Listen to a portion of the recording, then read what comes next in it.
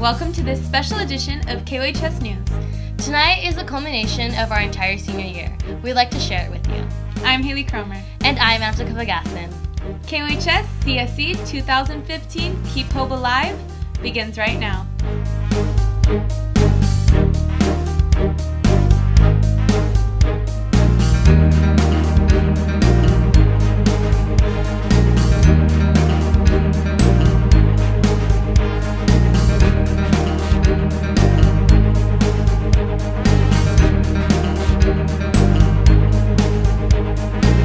Each year, the Olympian High School senior class is responsible for reading a novel of literary merit that conveys a theme in which action can be taken.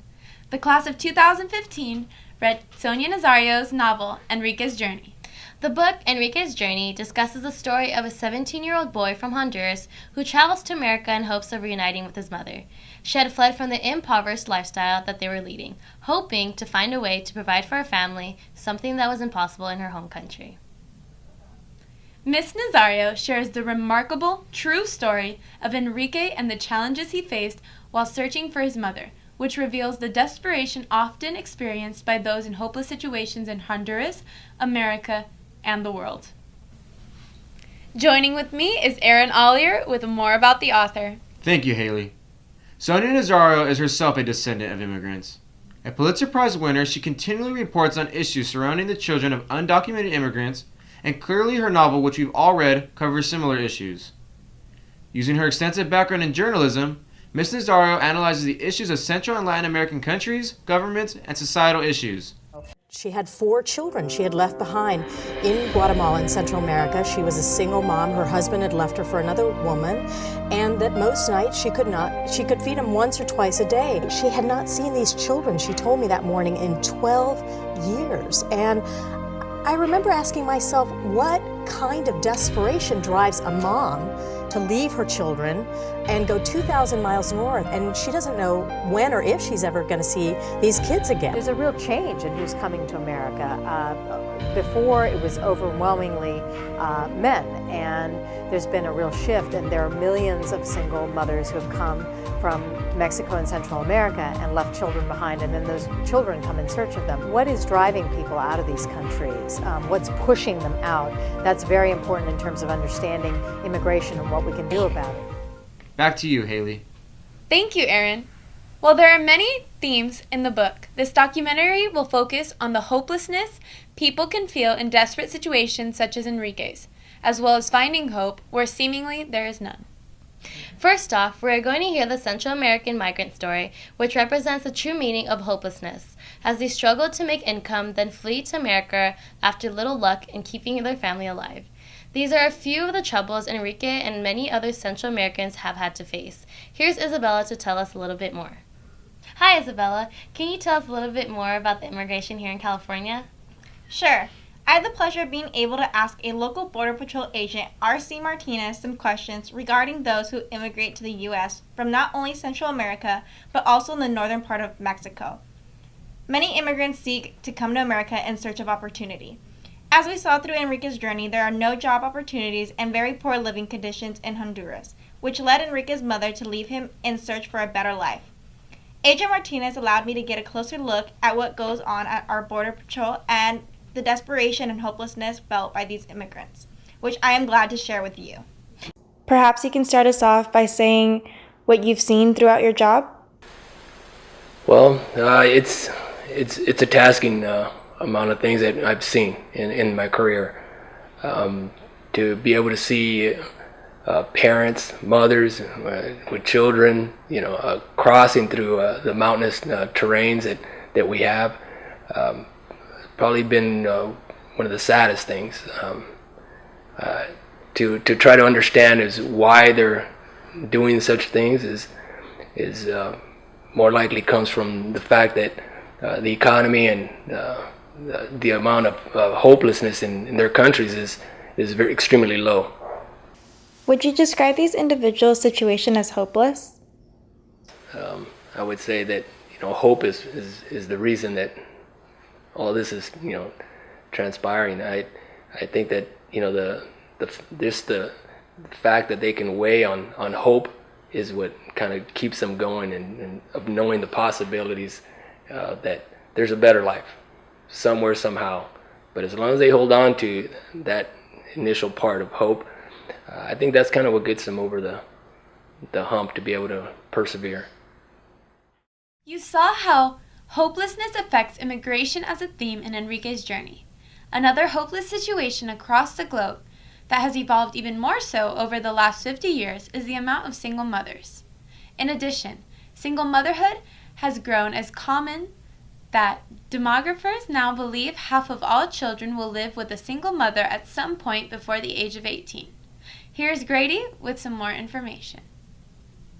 Hi Grady!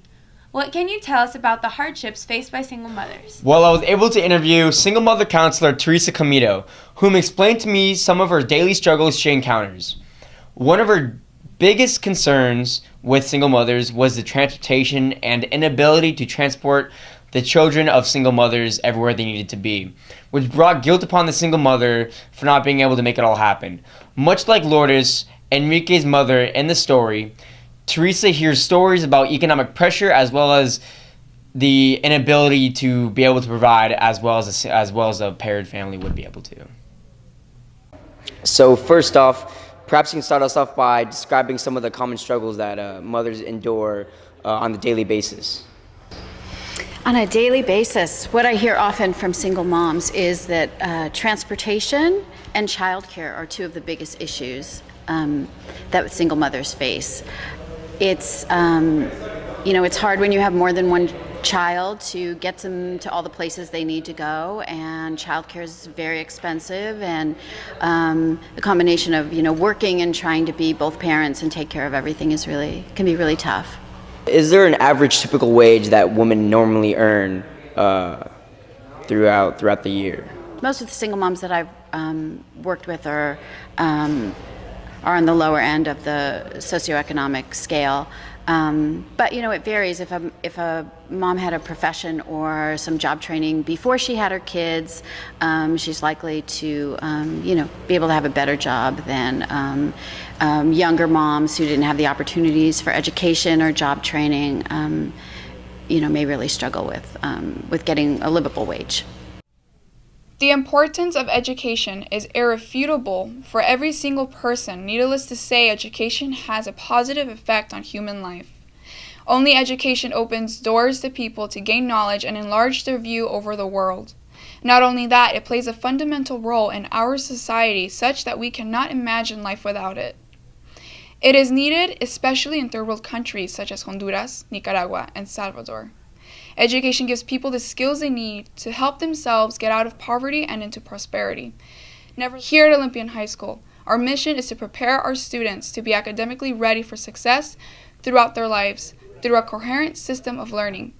This school has adopted 3 habits of mind in order to achieve this goal. These 3 habits of mind involves metacognition, intellectual perseverance, and intellectual curiosity. In other words, this coherent system of learning gives our 6 students commonly used skills that will benefit them in their future, such as knowledge, comprehension, application, analysis, synthesis, and evaluation. How has the process of reading Enrique's journey and the Common Senior experience affected you or influenced your thoughts on becoming a socially aware and active member of society? It definitely has shown me that it's not easy to try to organize different things to like fundraisers and events to raise awareness. That's something I've definitely learned. I learned how to be persistent in things. You can't let things fall through. You have to make sure that they're getting done when they're getting done, and you can't always rely on your groupmates. What college readiness skills do you feel you used most for the Common Senior Experience project? I used Relate and Apply in relating to the events that Enrique had gone through, and I think it really helped throughout my project in choosing what I was going to do to help.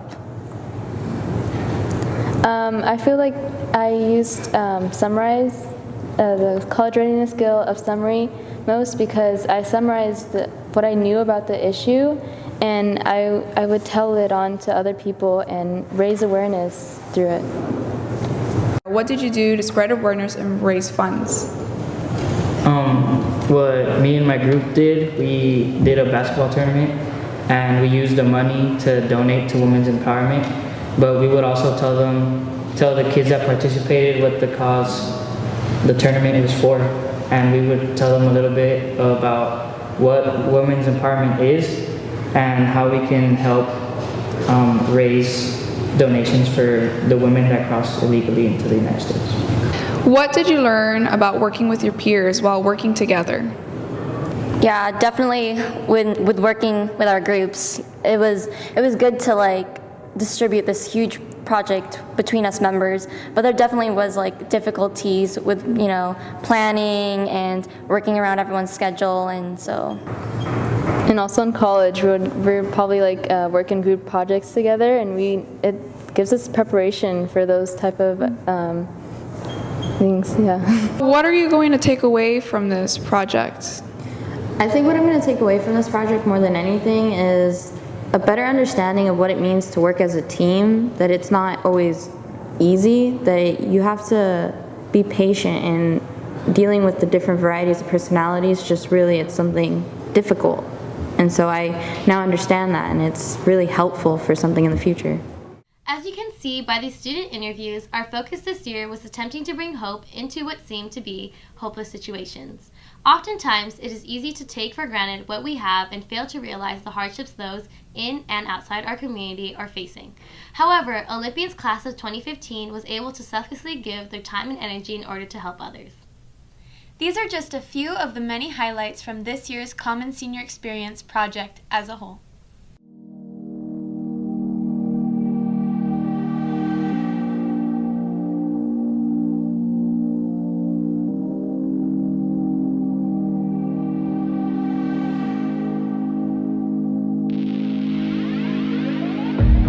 It's been a while since seeing your face, but nothing else can take your place. I'll be there soon. These hands are for you to hold on to. I'll be with you. I'll run away every day. And even though it hurts, I won't slow down. Every time I try, it won't work out. You're the only one I think about, baby. You are the only thing I need. Hi, my name is Michaela Boyd, and I attend Olympian High School, and I'm trying to raise awareness about a fundraiser. We'll see. You and me forever, maybe for life. 'Cause I'm gonna keep our hope alive.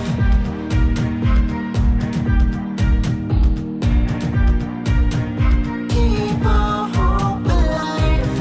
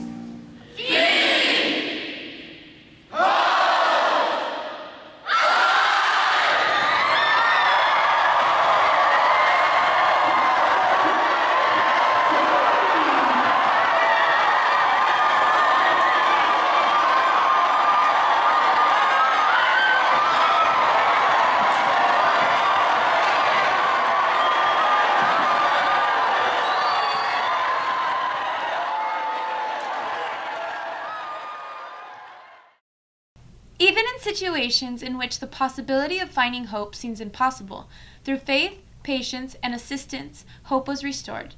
As a class, us seniors were able to reach our goal of raising $2,015, which will go towards the Grants for Women in Central America. We all learned the importance of communication, dedication, and selflessness through this project and will proudly to be able to say we kept hope alive. What do you think we can do to help individuals to keep hope alive? That's a good question. My personal opinion would be that, these countries come together and advocate into having certain plans and having certain programs in place to educate the people before they attempt these types of crossings. Sort of the light at the end of the tunnel, that things are going to get better. It's really important that people don't feel judged or intimidated to tell other people, because there is so much shame involved in some of this.